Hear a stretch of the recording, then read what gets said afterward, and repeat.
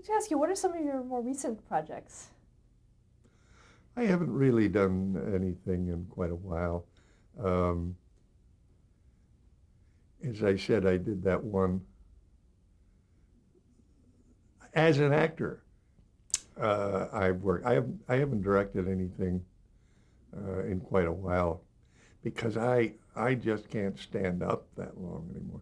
You know, you got to be the first one on the set, the last one to leave. There's very little sitting for a director. You got to have energy, and I haven't done that.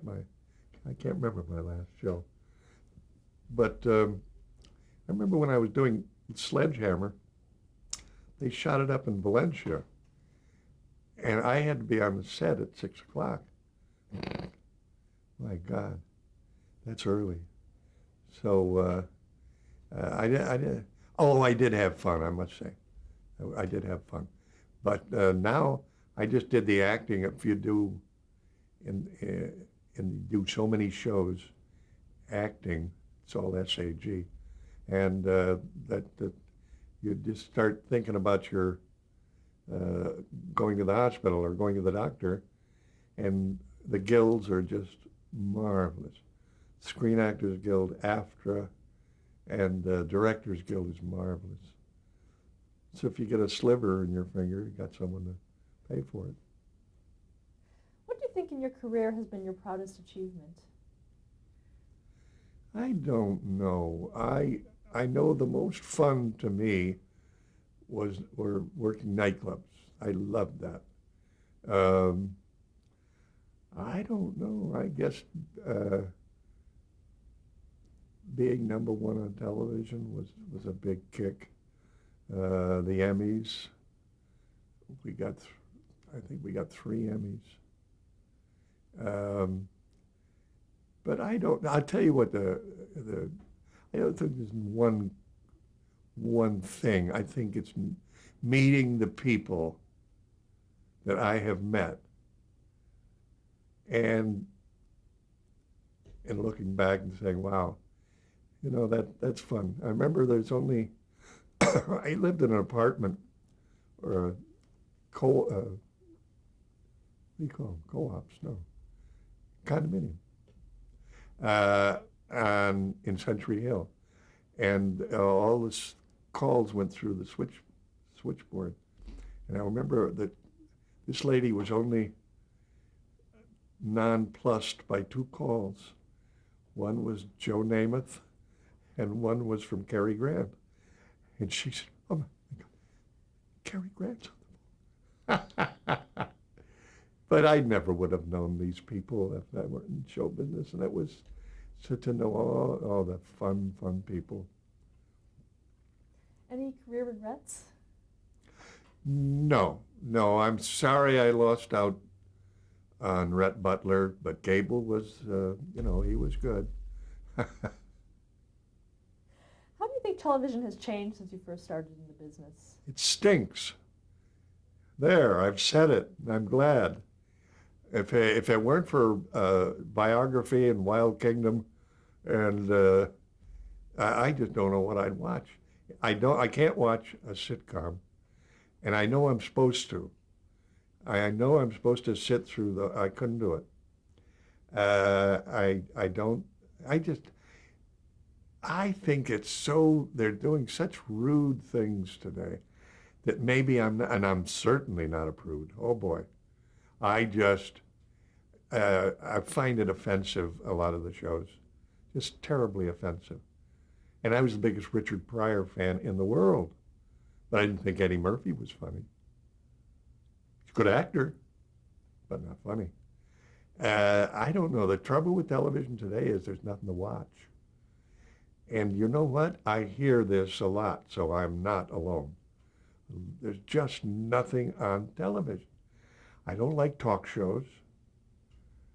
Um, I like the news, and I even watch the old game shows. But I don't want to watch a sitcom. And some of the hour shows, I don't know. It's like watching the same movie every week. Um, the one NYPD Blue, I liked that show. It was fun. But after two or three of them, I didn't want to plan my evening around it. So I think television has, in my opinion, gone way down.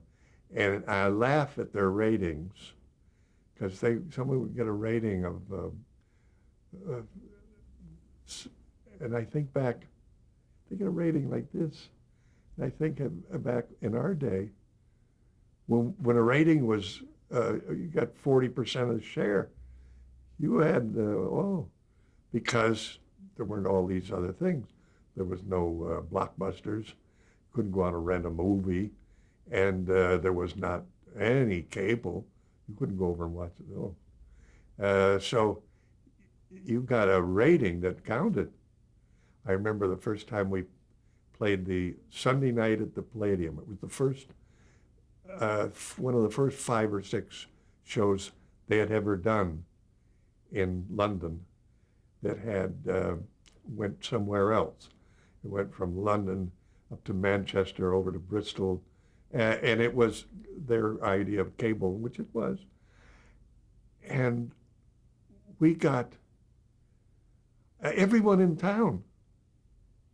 I'm talking about we couldn't walk down the street without people, hey, I have a young cowboy, because of that one, because that was, it was the first. And imagine Milton Berle, for goodness sake, how, geez, he burst through like a rocket. And he was doing what he did all his time, all his life. He was doing vaudeville. And so we did, when we got on television, what we'd done all our lives was nightclubs. And that's where I was the happiest, playing the Copa, the Shea, the Coconut Grove, all those places. And the Palladium Theatre in London I loved. What advice would you give to an aspiring performer? I'd say be born earlier. For heaven's sake, don't be born now, because they, I get this a lot, incidentally. My niece wants to be, I don't know anyone anymore. The agencies are not the same. I don't, as a matter of fact, Sharkey Conway, Tim Conway's wife, her daughter Jackie went and stay out. Her doctor wanted to be an actress, which is fine. Now, there was a time when I could help her. I could open a lot of doors. But today I don't know anyone anymore. They're all 12-year-old kids in there. And I don't know. And they don't know. They don't know me. They don't know. I'm a little better known than they are, but just barely. Any advice for an aspiring director? Well, directing today, the way it's being done, is it's just a shame. Although some good comes out of it. I was working with a guy named Will McKenzie, who's a director, and I just read today where they're staging a new staging of Funny Thing on the happened on the way to the Forum, Larry Gelbart's thing, and somewhere within 5-10 miles of here, I don't know where, some playhouse, and Will McKenzie, it said inspired direction by Will McKenzie, gave it a whole new look. Well, I think, isn't that nice? But where do you get started like Will did, and Jimmy Burrows and myself, and awful lot. Peter Bonner's. He became a director on the Bob Newhart Show. As a matter of fact, the last year of the Bob Newhart Show, I directed a third of them, Peter directed a third, and Mike Zinberg directed a third. So it was, but today, I don't know. I guess you do the same thing I did. You go and observe, and agents can help. They didn't help me because I was a little too well known. I got hired many times because I'm Dick Martin.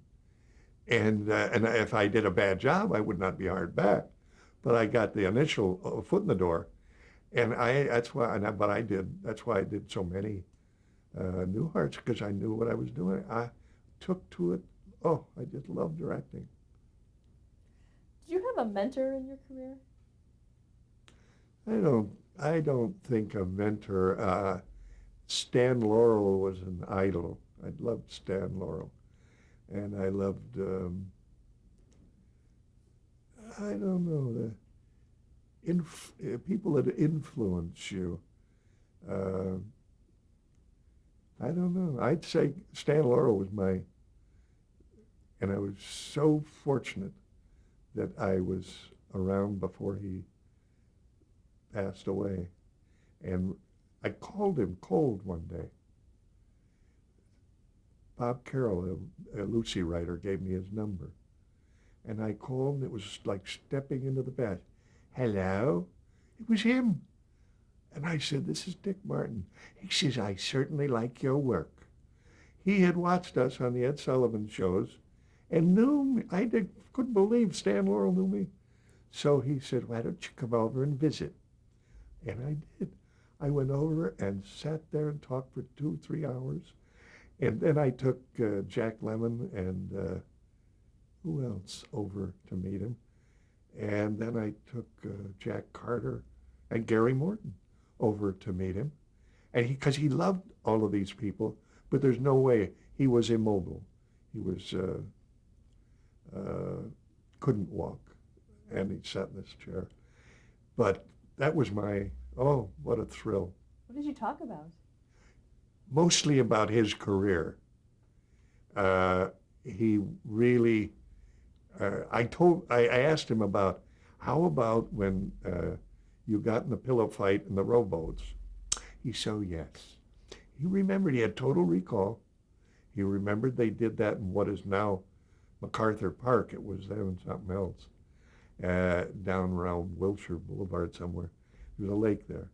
And I'd say, what about the Christmas tree when you wrecked the house and Jimmy Finlayson came out and pulled your fender off your car? It was a funny show, tit for tat.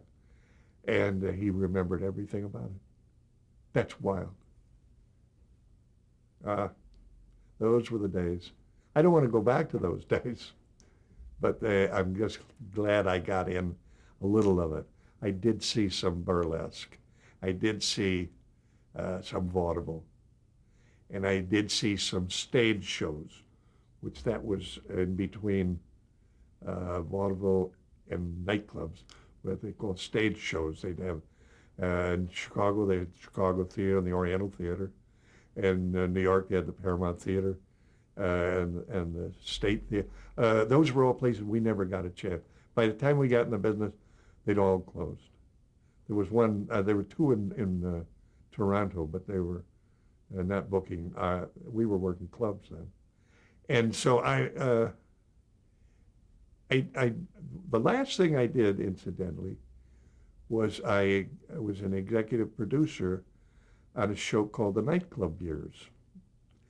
And what happened was I realized that no one had ever chronicled this marvelous era. It was like it never happened. There were nothing on the internet, no books, nothing. You can find books on vaudeville, burlesque, but not on nightclub. So we did a 2-hour special for Arts and Entertainment. And I must say I was very proud of that.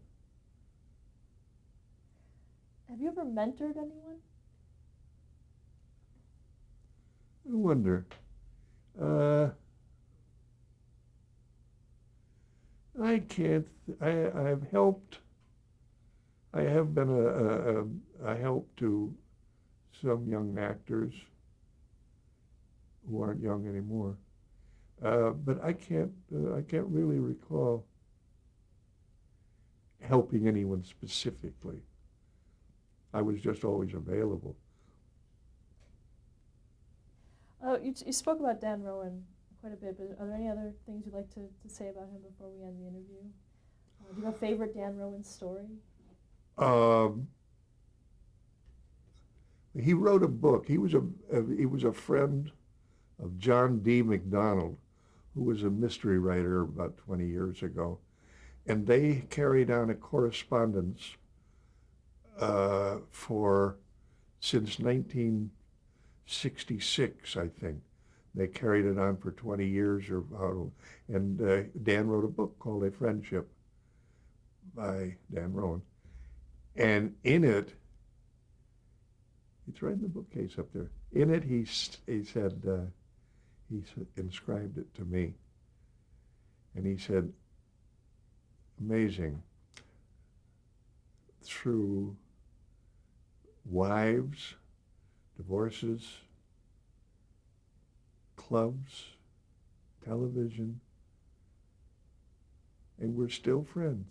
It's remarkable. That's rather nice. He was a very nice fella, and no one will ever realize how good he was. Although, tell you who told me how good he was, and it helped Dan's ego. First was Groucho Marx. I was at the Ambassador Hotel. George Burns, about what a good straight man he was, and Dean Martin. Dean Martin said he's the best straight man I ever saw.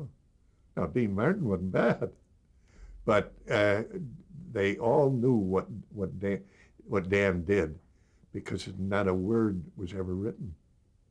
There was nothing. Somebody once said, would you show us a script for script? We never had a script. And that was what was fun about it. But that's why he was so good.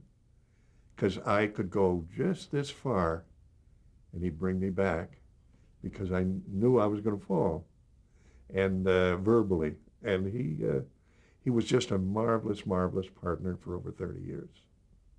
It's amazing. I know a lot of marriages didn't last that long. The question we always ask our interviewees is, how would you like to be remembered? I'd like, if he hadn't already used it, W.C. Fields had on his tombstone, better here than in Philadelphia. No, I don't know. I think as a fun guy, because nothing we do will last after us. Maybe Citizen Kane for Orson. Orson never did anything after that. The nicest guy you ever want to meet. But that will last. I think a couple of Billy Wilder's things will go on and on. And but I don't think, I don't think in 20 years it's going to be, here comes the judge. I don't think so. It was a marvelous ride, though. Thank you so much for sharing your story with us. It was a pleasure. And that's, I just hope that there are still people around like me that can remember a wonderful era. More than one wonderful eras. Thank you.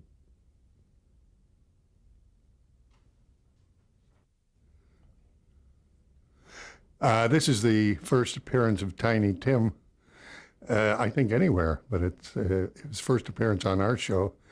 And he showed up at an audition one day, and we thought George Slaughter was putting us on, and he thought we were putting him on. And this guy walked out and took a paper shopping bag, pulled a ukulele out, and sang Tiptoe Through the Tulips. And we said, well, we got to use him.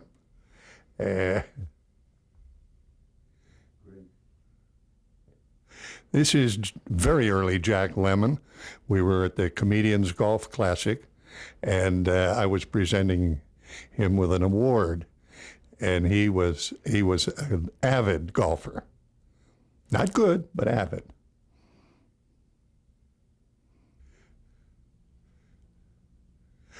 This is the spy bit. Dan and I did this in nightclubs for many years, and this was on the Dean Martin show. And so we start out alone doing codes, and then Bill Cosby walked out, a very young. First, he was an I Spy at that time, I guess. And then Dean came out, and we did 4 spies. It was funny.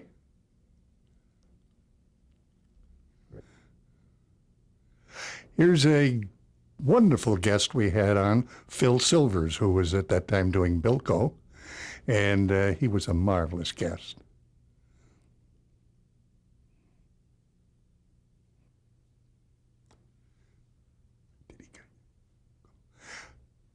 This is the 100th show Rowan Martin's Laugh-In, and it's headed up by a wonderful guest star, John Wayne.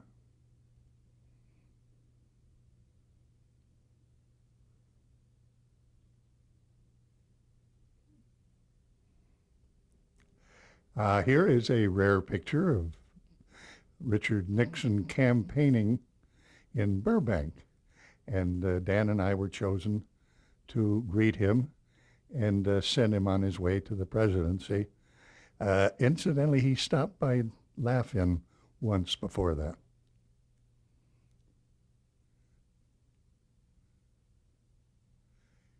Here's the wonderful man, Ed Sullivan. And Dan and I did his show 18 times. It was a wonderful show and a nice guy.